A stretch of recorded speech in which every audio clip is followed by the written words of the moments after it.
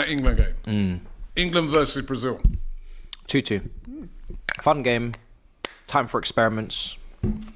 Lilo and Stitch. Brazil any good now? Tomorrow been the Lilo and I mean, it's still got. Hey, don't do that. Be careful. I think England win, actually. I'm just going to predict to win because I want them to win. I think it'll be a good game. 2-1. 2-1. Abby? 3-1 England. A Brazil team. And I'm thinking, this is Brazil? Like, this is now what Brazil have to offer. This is Brazil. Brazil, the only names you can really take out of that Brazil team that you look at and go and you feel Brazil. Vinicius Jr., Rodrigo, maybe Bruno Guimaraes, Rafinha. Apart from that, and then everyone was just waiting for Hendrick to come on, right? Funny enough, everyone was just waiting. Like, even the England fans, they got to minute 70 and it was like, I'm done with this. Can I just see Hendrick, please? Like, and that's Brazil. And then you look at this England team and you look on paper and you look at what the talent that's in this team and what England have to offer. And you think, surely there's a chance, playing at Wembley as well. Surely England should be taking this game and causing some sort of a threat here. What happened to the days when you looked at Brazil and you felt Brazil? It was Brazil, you know, Dida, Cafu, Roberto Carlos, Lucio, Roberto, Rivaldo, Ronaldinho, Kaká, R9. I mean, you could look at Brazil and just go, I quit. I'm not even walking onto the pitch. We're not even going to take part. This match is not taking place. That used to be Brazil, yeah? I want to talk about Brazil a little bit, Jules. Obviously, they are in turmoil. Ancelotti turned their back on him. Dorival Jr. seemed like a fifth or sixth pick. Yet, he goes to Wembley, gets a result, and it's a nice way to kick off, I suppose, what is inevitably going to be a transition time now for Brazil. Yeah, I mean, he said before the game that it was going to be the greatest night of his life. I think that's what he said, to take charge of his country for the first time ever. I don't think that he ever thought that he could be in that position, and maybe he benefited from, as you said, the environment, Carlos saying no, the managers before not working out. But to be fair, tonight with a B team, let's put it that way, or certainly a makeshift defense, number 3 goalkeeper, if not maybe even number 4. Yeah, you still had Paqueta and Bruno Guimaraes and the front 3 that was obviously outstanding. But to do that with all the injuries that he had, I thought was really good. Yeah, they're not perfect yet. Yes, it's his first time. He had an extended squad at his disposal, but I thought they did well.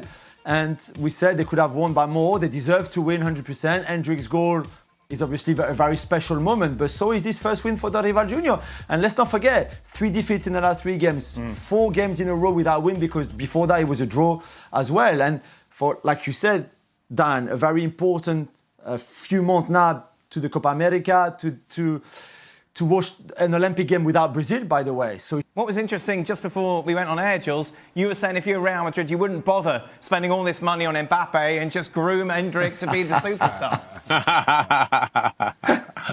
Very important. You saw how much that meant to him, of course. I mean, he's a prodigy. He's so mature for his age already. I think all Real Madrid fans and people in Europe can be very excited that he's coming soon to Europe and see his development. I don't think we should get too carried away either, but tonight, by the goal, it will take him some time to adapt to Europe. We see, Vitória, for example, at Barcelona. Those young players, even when Vinicius and Rodrigo arrived to Europe, it took them a bit of time. So he won't hit the ground running straight away, but certainly the qualities that he showed in Brazil and a little bit tonight as well look pretty outstanding. It's every Brazilian boy's dream, isn't it? It's not bad, is it? Would you say? No, I'm tongue-in-cheek. Scoring in the debut. Was it his debut? No, it wasn't his first goal. First goal, 17 at the No, Mecca. you've had a cup before. At the Mecca of football, Wembley. Every Brazilian young boy wait, dreams of you that. score it. Youngest ever What do you mean goal scorer at Wembley is a Wembley, by the Mecca, way. surely? The Mecca, 3-1 England to win the Euros. Who makes this stuff up? Well, the bookies do, because obviously... the bookies are making it up. Can I just have one more word? Because you said to me when you saw Hendrick, he's not shy, is he? Like, for a 17-year-old, he just... He'd fit in well here, wouldn't he? Well, I don't know. He's the sublime confidence in his own ability. That's no guarantee where he's going to end up at the end of his career. But I'm always just amazed at the physicality of the youngsters these days coming in to play not only club football, but international football, and also the confidence and swagger that some of these youngsters come in with. It's quite something. Yeah, it really is, and it's good to see. And it's kind of turning the page now from Neymar, like moving on clearly, which they have to do if they're going to go forward. Well, I absolutely have to, and of course, Neymar's injury kind of forces that. I think it's a little overdue, and you need another talent to come through, and I think Hendrick is showing that. And again, I'm going to echo everybody and just kind of applaud the maturity that he shows, just in little things that he does on the park, even in just keeping himself onside for the goal. You could get yourself a little bit carried away there.